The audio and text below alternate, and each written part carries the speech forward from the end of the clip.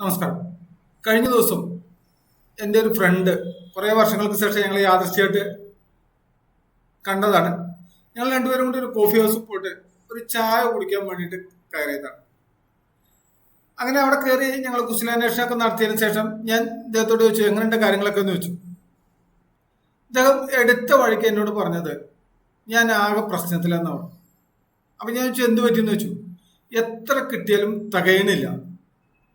നേരത്തെയൊക്കെ നമ്മുടെ വരുമാനത്തിൽ ഇഷ്ടംപോലെ പൈസ ബാക്കിയായിരുന്നു. പക്ഷെ ഇപ്പോൾ ഒന്നിനും തികയാത്ത കണ്ടീഷനാണ്. ഓരോ മാസവും ഒരു 10-ാം തീയതി 15-ാം തീയതി കഴിയുമ്പോഴേക്കും ഞാൻ ആകെ ടൈറ്റ് ആവുകയാണ്. മാത്രമല്ല എങ്ങനെ 30-ാം തീയതി എത്തിക്കണമെന്നുള്ളത് എനിക്ക് ദൈവത്തിന് മാത്രം അറിയുന്നതാണ്. അപ്പൊ ഞാൻ ചോദിച്ചു നമുക്ക് കുറച്ചു നേരം സംസാരിച്ചാലോ എന്ന് വെച്ചു. വെറുതെ സമയം കളയുന്ന കാര്യമൊന്നും ഉണ്ടാവില്ല, കാരണം എനിക്ക് ഇങ്ങനെയൊക്കെ തന്നെ പോകാൻ സാധിക്കുള്ളൂ എന്നാ തോന്നണ പറഞ്ഞു. ഞാൻ പറഞ്ഞു നോക്കി നോക്കാം. അങ്ങനെ ഞങ്ങൾ തമ്മിൽ ഞാനൊരു പേപ്പർ എടുത്തു. ഞാൻ ചോദിച്ചു എന്തെല്ലാം ലയബിലിറ്റികൾ ഉണ്ടെന്ന് ചോദിച്ചു. അപ്പൊ അദ്ദേഹം പറഞ്ഞു ഹൗസിംഗ് ലോൺ ഉണ്ട്, കാർ ലോൺ ഉണ്ട്, ബൈക്ക് ലോൺ ഉണ്ട്, മൊബൈലിന് ലോൺ ഉണ്ട്. അങ്ങനെ ഒരുവിധം കടകളിൽ നിന്നൊക്കെ ബജാജിന്റെ അത് ഇത് എന്നൊക്കെ പറഞ്ഞുകൊണ്ട് കുറെ EMI ഉണ്ട് അദ്ദേഹത്തിന്. അതിന് പുറമെ കുട്ടികളുടെ രണ്ടുപേരുടെ എഡ്യൂക്കേഷൻ, അനിയന്റെ പഠനം, മാതാപിതാക്കളുടെ ചികിത്സാ കാര്യങ്ങൾ എല്ലാം ഉണ്ട്. ഒപ്പം തന്നെ പുള്ളിയുടേതായിട്ടുള്ള കുറെ കാര്യങ്ങൾ, ചെലവുകൾ. അപ്പൊ എങ്ങനെ നോക്കിയാലും ഇദ്ദേഹത്തിന് കിട്ടുന്നതിന്റെ ഒരു 120% ഓരോ മാസം എക്സ്പെൻസ് ആയിട്ട് പോകുന്നു. അപ്പൊ കുറെ സുഹൃത്തുക്കളിൽ നിന്നൊക്കെ ചെറിയ ചെറിയ രീതിയിലുള്ള റോളിംഗ് ഒക്കെ നടന്നു. പക്ഷെ ഈ റോളിംഗ് വാങ്ങുമ്പോൾ അത് പറഞ്ഞ സമയത്ത് തിരിച്ചു കൊടുക്കാൻ കഴിഞ്ഞില്ലെങ്കിലോ എന്നുള്ള ഒരു ടെൻഷനാണ് ഇദ്ദേഹത്തിന് വരുന്നത്. നേരത്തെ ഉണ്ടായിരുന്ന സമ്പാദ്യങ്ങൾ കുറച്ച് അവിടെ ഇവിടെ ഒക്കെ ഉണ്ടായിരുന്നു, അതെല്ലാം കഴിഞ്ഞു വന്നിട്ടുണ്ട്. ഞാൻ അദ്ദേഹത്തോട് അദ്ദേഹത്തിന്റെ ലയബിലിറ്റികളുടെ ഓരോന്നും നോക്കി, ലോണുകൾ നോക്കി, ബാക്കിയുള്ള കാര്യങ്ങളൊക്കെ നോക്കി, ഇതിലൊക്കെ എത്ര കാലത്തേക്ക് ഉണ്ട് അടവെന്ന് വെച്ചു. അപ്പൊ അദ്ദേഹം എന്നോട് പറഞ്ഞു ബൈക്ക് അടുത്ത മാസം കഴിയും. ഇനി എന്താ പരിപാടി എന്ന് വെച്ചു. അപ്പൊ അദ്ദേഹം പറഞ്ഞു ഞാനൊരു ബുള്ളറ്റ് എടുക്കാനുള്ള പരിപാടിയാണ്. മൊബൈലിന്റെ ചോദിച്ചു. മൊബൈൽ ഏറ്റവും ലേറ്റസ്റ്റ് ആയിട്ടുള്ളതാണ്, അതിപ്പോ 2 വർഷമായി ഉപയോഗിക്കണം, അതൊന്നും മാറ്റണം പറഞ്ഞു. ഇങ്ങനെ ഓരോന്നും അദ്ദേഹം അടുത്ത ഒരു 1-2 വർഷത്തേക്കുള്ളൊക്കെ പ്ലാൻ ചെയ്ത് വെച്ചിരിക്കുന്നു. ഞാൻ പറഞ്ഞു ഇതിലൊരു ചെറിയ ചേഞ്ച് വരുത്താൻ നീ തയ്യാറാണെങ്കിൽ നിനക്ക് മനസ്സമാനത്തോടു കൂടി ജീവിക്കാം, ബാക്കിയൊക്കെ അവിടെ ഇരിക്കട്ടെ പറഞ്ഞു.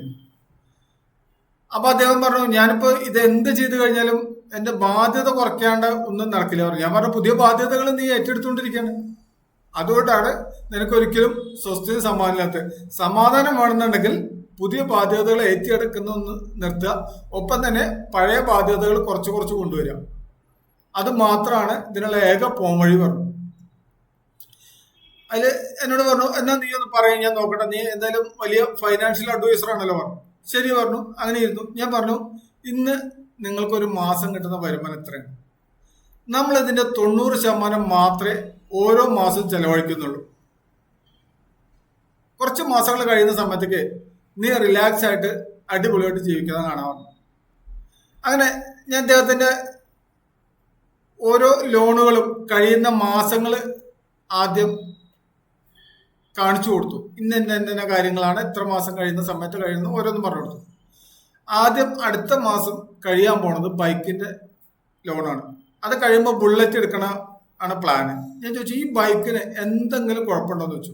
ഇല്ല അന്ന് മാറ്റിയെടുക്കാൻ പറഞ്ഞു. ഞാൻ പറഞ്ഞു മാറ്റിയെടുക്കുമ്പോൾ എത്ര ലാഭം കിട്ടും എന്ന് വെച്ചു. അത് ലാഭമല്ല നഷ്ടമല്ലേ ഉണ്ടാവുക, കാരണം നമ്മളിപ്പോ 2-3 വർഷം ഉപയോഗിച്ചതല്ലേ. ഈ 3 വർഷം കഴിഞ്ഞിട്ട് ഇത് മാറ്റിയിട്ട് ബുള്ളറ്റ് ഉപയോഗിച്ച് കഴിഞ്ഞിട്ട് എന്താണ് മെച്ചം എന്ന് വെച്ചു. അല്ല അത് ഇപ്പോഴത്തെ ഒരു ലൈഫ് സ്റ്റൈലല്ലേ. ഞാൻ പറഞ്ഞു ലൈഫ് സ്റ്റൈലാണോ നിനക്ക് വേണ്ട, മനസ്സമ്മാനാണോ വേണ്ടെന്ന് വെച്ചു. തൽക്കാലം നിന്റെ ബാധ്യതകൾ ഒന്ന് തീരുന്നത് വരെ ഈ ബുള്ളറ്റ് എടുക്കുന്ന ഒന്ന് മാറ്റിവെക്കും. മുഖം വേണ്ട നോക്കിയൊന്നും വേണ്ട, നമുക്ക് വാങ്ങാം, പക്ഷെ കുറച്ചു കാലം ഒന്ന് മാറ്റിവെക്കാം. അങ്ങനെ മാറ്റിവെക്കുമ്പോൾ ഒരു 3000 രൂപ ഒരു മാസം കുറഞ്ഞു കിട്ടും. ഇനി അതിന്റെ തൊട്ടടുത്ത മാസം ഒരു KSFയുടെ ചിട്ടിയുണ്ട്, അത് കഴിയുന്നുണ്ട്, അതിലൊരു 8000 രൂപ അതിലും കിട്ടുന്നുണ്ട്. 11,000 രൂപ ഒരു മാസമായി. അങ്ങനെ ഒരു 6 മാസം 11,000 രൂപ വെച്ച് വരുമ്പോൾ 1,11,000 രൂപ നിന്റെ കയ്യിൽ വരുമ്പോൾ, അല്ല 6 മാസത്തേക്ക് ആകുമ്പോൾ 66,000 രൂപയല്ലേ വരുള്ളൂ. അതെ, അതിന്റെ കൂടെ നമ്മൾ ഈ 6 മാസം ഒരു 10,000 രൂപ വെച്ചിട്ട്, അതായത് 90% ബാക്കി 10,000 രൂപ വെച്ച് 6 മാസം മാറ്റി വെക്കുന്നുണ്ട്. അപ്പൊ അതൊരു 60,000, അപ്പൊ 1,26,000 രൂപയായി. അതിലിപ്പോ ഈ ഒരു മാസം കൂടി ഇവിടെ അടവുണ്ട്. അതും അടുത്ത മാസം KSF ചിട്ടി കുറച്ച് കഴിഞ്ഞാൽ ബാക്കി 1,10 നിന്റെ കയ്യിലുണ്ട്. അതൊരു എമർജൻസി ഫണ്ടായിട്ട് ആദ്യം വെക്കുക എന്ന് പറഞ്ഞു. അങ്ങനെ എമർജൻസി ഫണ്ടായിട്ട് വെക്കുമ്പോൾ എന്തെങ്കിലും എമർജൻസി ആയിട്ടുള്ള കാര്യങ്ങൾ വരികയാണെങ്കിൽ അതിൽ നിന്ന് എടുക്കുക, അടുത്ത മാസം ഇതിലേക്ക് തന്നെ നിക്ഷേപിക്കും വേണ്ടോ എന്ന് പറഞ്ഞു. ഓക്കെ, അതങ്ങനെ ചെയ്യാന്ന് പറഞ്ഞു. ഇനി നെക്സ്റ്റ് KSF ചിട്ടിയും ബൈക്കിന്റെയും കാര്യം അവിടെ ഓക്കെ ആയി.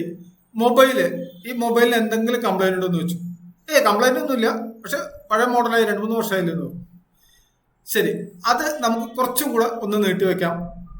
നമുക്ക് ഇതിനേക്കാൾ ലേറ്റസ്റ്റ് ആയിട്ട് ഇപ്പോൾ ആർട്ടിഫിഷ്യൽ ഇന്റലിജൻസ് ഒക്കെ വന്നതാണ്. ഇതിന്റെ ലേറ്റസ്റ്റ് ആയിട്ടുള്ള ഒരു 6 മാസം 1 കൊല്ലമൊക്കെ കഴിയുന്ന സമയത്തേക്ക് ഏറ്റവും ട്രെൻഡി ആയിട്ടുള്ള മോഡലുകൾ ഇനി വരാൻ കിടക്കുന്നുണ്ട്. അത് വരുന്ന സമയത്ത് വരെ നമുക്ക് ഇതിലൊന്ന് പിടിച്ചു നിൽക്കാം. അത്യാവശ്യ കാര്യങ്ങളൊക്കെ നമുക്ക് ഇതിൽ കഴിഞ്ഞു പോലും പറഞ്ഞു. അങ്ങനെ അതും ഒന്ന് മാറ്റിവെപ്പിച്ചു. അപ്പൊ അതും ഒരു പുതിയ EMI ആയിട്ട് വരുന്നത് അവിടെ ബ്ലോക്കായി. പിന്നെ അദ്ദേഹത്തിന്റെ 3-4 ചെറിയ ഇടപാടുകളുണ്ട്. അതെല്ലാം 3-4-5-6 മാസത്തേക്ക് കഴിയാണ്. അപ്പൊ ആ കഴിയുന്നതിനനുസരിച്ച് ആ കടങ്ങളിലേക്കുള്ള, അതായത് നിലവിലുള്ള കടങ്ങളുടെ ഓരോന്നോരോന്നിലേക്ക് കുറേശ്ശെ ആഡ് ചെയ്തുകൊണ്ട് ആ കടങ്ങൾ പെട്ടെന്ന് തന്നെ വീട്ടാൻ വേണ്ടിയിട്ട് അദ്ദേഹത്തോട് പറഞ്ഞു. അപ്പൊ പറഞ്ഞു, ഇങ്ങനെയൊക്കെ ചെയ്തു കഴിഞ്ഞാൽ പിന്നെ വരുന്നുണ്ടല്ലോ കുറെ ബാധ്യതകൾ. കുട്ടികളുടെ പഠനം വരുന്നുണ്ട്, ബ്രദറിന്റെ പഠനം വരുന്നുണ്ട്, അച്ഛൻ്റെ അമ്മയുടെയും ട്രീറ്റ്മെന്റ് കാര്യങ്ങളൊക്കെ വരുന്നുണ്ട്. ഈ വണ്ടിയിലൊക്കെ പെട്രോൾ അടിച്ചിട്ട് നമ്മൾ ഡെയിലി പോകണ്ടേ? ഞാൻ പറഞ്ഞു പോകണം. അത്യാവശ്യം ഫാമിലി ആയിട്ട് പോകുന്ന സമയത്ത് മാത്രം കാർ ഉപയോഗിക്കുന്ന രീതി, ബാക്കിയുള്ള കാര്യങ്ങൾക്ക് നിനക്ക് ബൈക്ക് ഉപയോഗിച്ച് ഓഫീസിൽ പോവുക. അങ്ങനെ 2-3 കിലോമീറ്റർ ദൂരേ ഉള്ളൂ വീട്ടിൽ നിന്ന് ഓഫീസിലേക്ക്. അങ്ങനെ ഒന്ന് പോയി നോക്കി കൂടെ വെച്ചു. അവിടെ നമ്മൾ ഓഫീസറായിട്ട് ഇരിക്കുമ്പോൾ ബാക്കിയുള്ളവരൊക്കെ കാറിൽ വരും, ഞാൻ ബൈക്കിൽ വരും. ഞാൻ പറഞ്ഞു, ഒന്നും സംഭവിക്കാൻ പോകുന്നില്ല. നീ കുറച്ചുകൂടെ ലളിതമായിട്ടുള്ള രീതിയിൽ എൻജോയ് ചെയ്തുകൊണ്ട് നീ പോകണമെന്നുള്ള രീതിയിൽ അവരുടെ മുന്നിൽ അഭിനയിച്ചാൽ മതി എന്ന് പറഞ്ഞു. അപ്പൊ അദ്ദേഹത്തിന് അത് പക്ഷെ അത്ര ഉൾക്കൊള്ളാൻ കഴിയുന്നില്ല. ഞാൻ പറഞ്ഞു, കുറച്ച് ദിവസം ചെയ്തു നോക്ക്, സ്വാഭാവികമായിട്ട് അതിന്റെ മാറ്റങ്ങൾ കാണുന്നു പറഞ്ഞു. ഇദ്ദേഹത്തിന് ആദ്യം അത് ഉൾക്കൊള്ളാൻ കഴിഞ്ഞില്ലെങ്കിൽ രാത്രി എന്നെ വിളിച്ചിട്ട് പറഞ്ഞു, ഞാൻ അങ്ങനെ ഒരു തീരുമാനം എടുത്തു എന്ന് പറഞ്ഞു. അങ്ങനെ അദ്ദേഹത്തിന്റെ ലയബിലിറ്റികൾ ഓരോന്നോരോന്നായിട്ട് കുറയ്ക്കാനുള്ള കാര്യങ്ങൾ പറഞ്ഞു കൊടുത്തപ്പോൾ ഇന്ന് രാവിലെ അദ്ദേഹം കണ്ടപ്പോൾ പറഞ്ഞു, ഞാൻ മനസ്സന്മാരായിട്ട് ഇന്നലെ ഉറങ്ങിയെന്ന് പറഞ്ഞു. കാരണം നമുക്കൊക്കെ ചെയ്യാനുള്ള ഒരു കാര്യം എന്ന് പറയുന്നത് നമ്മളുടെ വരുമാനത്തെക്കാൾ കൂടുതൽ ചെലവ് ഉണ്ടാക്കി വെക്കാതിരിക്കാൻ ശ്രദ്ധിക്കുക എന്നുള്ളതാണ്. പിന്നെ ചെലവ് ഉണ്ടാക്കണം. മക്കളുടെ ഉന്നത വിദ്യാഭ്യാസത്തിന് വേണ്ടിയിട്ട് നമ്മൾ ഏറ്റവും നല്ല കോഴ്സ് ഏതാണെന്നും അവർക്ക് അനുയോജ്യമായിട്ടുള്ളതും അവർക്ക് താല്പര്യമുള്ളതും അവരുടെ ഇഷ്ടത്തിന് അനുമതിയായിട്ടുള്ള കോഴ്സുകൾ ഏതാണെന്ന് നമ്മൾ നോക്കണം. എന്നിട്ട് നോക്കിയിട്ട് അതിന് വരുന്ന എക്സ്പെൻസുകൾ ഗവൺമെന്റ് തലത്തിലാവുമ്പോൾ നീറ്റൊക്കെ എഴുതിയിട്ട് നമുക്ക് ചാൻസുകൾ കിട്ടിക്കഴിഞ്ഞാൽ വരാവുന്ന എക്സ്പെൻസ് എത്രയെന്ന് അറിയണം. പ്രൈവറ്റ് മേഖലയിൽ കൂടെ പോകുന്ന സമയത്ത് നമുക്ക് എക്സ്പെൻസ് അറിയണം. ഏതെങ്കിലും കാരണവശാൽ കുട്ടികൾക്ക് പഠിക്കാൻ ആഗ്രഹം ഉണ്ടെന്നുണ്ടെങ്കിലും ആ നീറ്റില് അവർ ഉദ്ദേശിച്ച മാർക്ക് കിട്ടാതെ ഏതെങ്കിലും കാരണവശാൽ പോയി കഴിഞ്ഞാലും സെയിം കോഴ്സുകൾ നമുക്ക് പ്രൈവറ്റ് മേഖലയിൽ എടുക്കണമെങ്കിൽ ഇതിന്റെ 4-5 ഇരട്ടി നമുക്ക് കൊടുക്കേണ്ടി വരും. അങ്ങനെ കൊടുക്കേണ്ടി വരികയാണെങ്കിൽ അവിടെ നമ്മൾ ഒരു മടിയും കൂടാതെ തന്നെ നമ്മൾ അതിന് വേണ്ടിയിട്ട് നമ്മളൊരു ചെറിയ ബാധ്യത ഏറ്റെടുത്താലും കുഴപ്പമില്ല. കാരണം മക്കളുടെ ഭാവി തന്നെയാണ് നമുക്ക് മറ്റെന്തിനേക്കാളും വലുത്. പക്ഷെ അത് ആ സമയത്ത് നോക്കുന്നതിനേക്കാളും നല്ല ഇപ്പോഴേ നോക്കിക്കൊണ്ട് പോവുകയാണെങ്കിൽ അതിന്റെ ആവശ്യം വരുന്നില്ല. കാരണം അതിന് നമുക്ക് കൃത്യമായിട്ട് പ്ലാൻ ചെയ്യാൻ വേണ്ടി നമുക്ക് പറ്റും. നമ്മളുടെ കിട്ടുന്ന വരുമാനത്തിന്റെ ഒരു 10 മുതൽ 20% വരെ കുട്ടികളുടെ എഡ്യൂക്കേഷൻ ഭാവിയിൽ കാണാൻ, അല്ലെങ്കിൽ ഭാവിയിൽ ഏറ്റവും നല്ല രീതിയിൽ നടപ്പാക്കാൻ വേണ്ടിയിട്ട് നമ്മൾ ഇന്ന് മാറ്റിവെക്കാൻ തയ്യാറാണെങ്കിൽ നമ്മുടെ കുറെ ആർഭാട ചെലവുകൾ മാറ്റി വെച്ചുകൊണ്ട്, കാണാ ചെലവുകൾ വേണ്ടാന്ന് വെച്ചുകൊണ്ട്, ഒഴിവാക്കാൻ പറ്റേണ്ട കാര്യങ്ങൾ ഒഴിവാക്കിക്കൊണ്ട് തന്നെ നമ്മൾ ഒന്ന് ചെയ്യാൻ തയ്യാറായി കഴിഞ്ഞാൽ നമുക്ക് കുട്ടികളുടെ ഹയർ എഡ്യൂക്കേഷൻ എന്ന് പറഞ്ഞാൽ വളരെ ഈസി ആയിട്ട് മുന്നോട്ട് പോകാൻ പറ്റും. വരാൻ പോകുന്ന വീഡിയോകളിൽ അതിന് ഓരോന്ന് സ്റ്റെപ്പ് ബൈ സ്റ്റെപ്പായിട്ട് ഞാൻ പറയുന്നുണ്ട്. അപ്പോൾ അത്തരം കാര്യങ്ങളിൽ നമ്മൾ ഒരു ഉറച്ച തീരുമാനം എടുത്തുകൊണ്ട് എൻ്റെ മക്കളെ ഞാൻ ആഗ്രഹിക്കുന്ന, എൻ്റെ മനസ്സിൽ ഞാൻ സ്വപ്നം കാണുന്ന രീതിയിലേക്ക് വളർത്തിക്കൊണ്ടുവരും എന്നുള്ള രീതിയിലുള്ള തീരുമാനം എടുത്തു കഴിഞ്ഞാൽ നമ്മൾ അറിയാതെ തന്നെ നമ്മൾ കുറെ ആവശ്യമില്ലാത്ത ചെലവുകൾ നമ്മൾ മാറ്റിവെക്കാൻ തയ്യാറാവും. പിന്നെ തീരുമാനം എടുക്കുന്നൊക്കെ ഒരുപാട് ആൾക്കാർ തീരുമാനം എടുക്കുന്നത് ജനുവരി 1-ാം തീയതി തീരുമാനം എടുക്കുന്ന രീതിയിലാവരുത് അത്തരം കാര്യങ്ങൾ. ഒരു തീരുമാനം എടുത്തു കഴിഞ്ഞാൽ അതിൽ ഉറച്ചു നിൽക്കാൻ നമ്മൾ പരിശീലിക്കണം. എന്തൊക്കെ പ്രതിസന്ധികൾ വന്നു കഴിഞ്ഞാലും അതിനെ അതിജീവിക്കാൻ വേണ്ടിയിട്ട് നമ്മൾ ശ്രദ്ധിക്കണം. അല്ലെങ്കിൽ കുറച്ച് ദിവസം നമ്മൾ മുന്നോട്ട് പോയി ഇനി ഇതൊന്നും നടക്കില്ല എന്നുള്ള രീതിയിൽ ചെറിയൊരു ട്രാജഡി വരുമ്പോൾ നമ്മൾ മാറാൻ തയ്യാറായി കഴിഞ്ഞാൽ നമ്മൾ ഉദ്ദേശിച്ച കാര്യങ്ങളൊന്നും നടക്കില്ല. അവിടെ നമ്മളെ മനസ്സെന്ന് പറയുമ്പോൾ മലവെള്ളം വരുന്ന പോലെ ആയിരിക്കണം എന്ന് പറയും. കാരണം മലയുടെ നിറകിൽ നിന്ന് കനത്ത മഴ പെയ്തു കഴിഞ്ഞാൽ മലവെള്ളം എന്തൊക്കെ തന്റെ മുന്നിലുണ്ടെങ്കിലും അതിനെല്ലാം തട്ടിത്തെറിപ്പിച്ചുകൊണ്ട് ശക്തിയായിട്ട് മുന്നോട്ട് വരും. അവിടെ പാറകളായാലും മരങ്ങളായാലും മറ്റെന്ത് പ്രതിസന്ധികളായാലും അതൊന്നും മലവെള്ളം ഗൗനിക്കാറേയില്ല. അപ്പൊ ആ രീതിയിലുള്ള ഒരു ശക്തമായിട്ടുള്ള രീതിയായിരിക്കണം നമ്മൾ എടുക്കേണ്ടത്. അങ്ങനെ എടുത്തു കഴിഞ്ഞാൽ കുട്ടികളുടെ ഉന്നത വിദ്യാഭ്യാസം എന്ന് പറയുന്നത് നമുക്ക് അത്ര വലിയ പ്രശ്നമായിട്ട് മാറില്ല. പക്ഷെ ഏറ്റവും നല്ലതെന്ന് പറഞ്ഞാൽ കുട്ടി ജനിച്ച ഒരു വർഷത്തിനുള്ളിൽ തന്നെ നമ്മൾ കൃത്യമായിട്ടുള്ള പ്ലാനിങ്ങുകൾ തുടങ്ങണം എന്നുള്ളതാണ്. ആ പ്ലാനിങ്ങുകൾ നമ്മൾ കുട്ടികളെ ഏതുവരെ പഠിപ്പിക്കണം എന്നുള്ളത് നമ്മുടെ മനസ്സിൽ കൃത്യമായിട്ട് ഒരു പിക്ചർ വേണം. നമുക്കറിയാം, ഒരു ചെറിയ വീട് വെക്കുകയാണെങ്കിൽ പോലും നമ്മൾ കൃത്യമായിട്ട് പ്ലാന് വരച്ച് അതിൽ ഇത്ര റൂം വേണം, ഹാള് വേണം, ബാത്റൂം ഇന്ന ഭാഗത്ത് വേണം, അടുക്കള ഇന്ന ഭാഗത്ത് വേണം, അതില് പിന്നെ ഡോർ ഇന്ന ഭാഗത്ത് വേണം, അതില് ലൈറ്റുകൾ ഏതൊക്കെ വേണം, ഇതെല്ലാം നമ്മൾ കൃത്യമായിട്ട് പ്ലാൻ ചെയ്യുന്നുണ്ടെങ്കിൽ അതിനേക്കാളൊക്കെ എത്രയോ വലുതാണ് നമ്മളുടെ മക്കളുടെ ഭാവി എന്ന് പറയുന്നത്. അപ്പൊ ആ ഭാവിയെ കുറിച്ച് നമ്മൾ നിരന്തരം നമ്മൾ സ്വപ്നങ്ങൾ കാണാൻ നമ്മൾ തയ്യാറാവുക.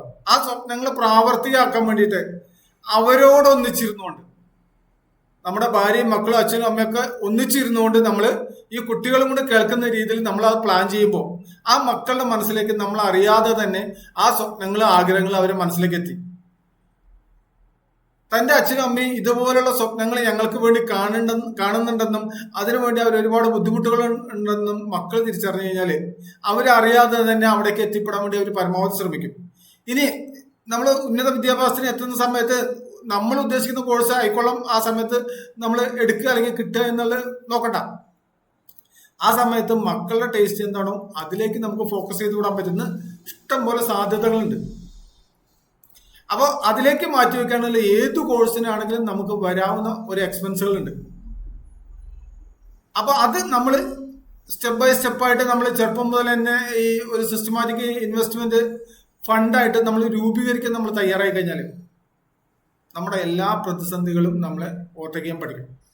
അപ്പൊ നമ്മുടെ മുന്നിലെ ഏറ്റവും വലുതെന്ന് പറയുന്നത് നമ്മുടെ ആഗ്രഹം തന്നെയാണ്. ഈ ആഗ്രഹം വീണ്ടും വീണ്ടും വീണ്ടും ഊട്ടി ഉറപ്പിക്കാൻ നമ്മൾ തയ്യാറായി കഴിഞ്ഞാൽ ബാക്കി വരാവുന്ന ചെറിയ ചെറിയ കാര്യങ്ങളൊന്നും നമ്മൾ മൈൻഡ് ചെയ്യും.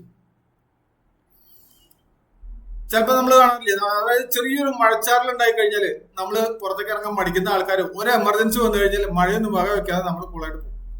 ഇതുപോലെയാണ് നമ്മുടെ ഉള്ളിലുള്ള ആഗ്രഹം. അപ്പൊ ആഗ്രഹം എത്രമാത്രം തീവ്രമാക്കാൻ കഴിയുന്നു അത്രമാത്രം തീവ്രമാക്കുക. ആ തീവ്രമായ ആഗ്രഹത്തിന് വേണ്ടിയിട്ട് മാക്സിമം എഫർട്ട് എടുത്തുകൊണ്ട് ഓരോ വ്യക്തികൾക്കും വിജയിക്കാൻ കഴിയും. വരാൻ പോകുന്ന വീഡിയോകളിൽ ഓരോ കോഴ്സുകളും അതിന് ചെയ്യേണ്ട രീതികളെ കുറിച്ച് വിശദമായിട്ട് പറയുന്നുണ്ട്. നിങ്ങൾ ഇത്തരം കാര്യങ്ങളൊക്കെ വളരെ നല്ല രീതിയിൽ തന്നെ വീക്ഷിക്കുക, എന്നിട്ട് നല്ല തീരുമാനങ്ങൾ എടുക്കുക, നല്ല രീതിയിൽ മുന്നോട്ട് പോവുക. വിജയിക്കട്ടെ.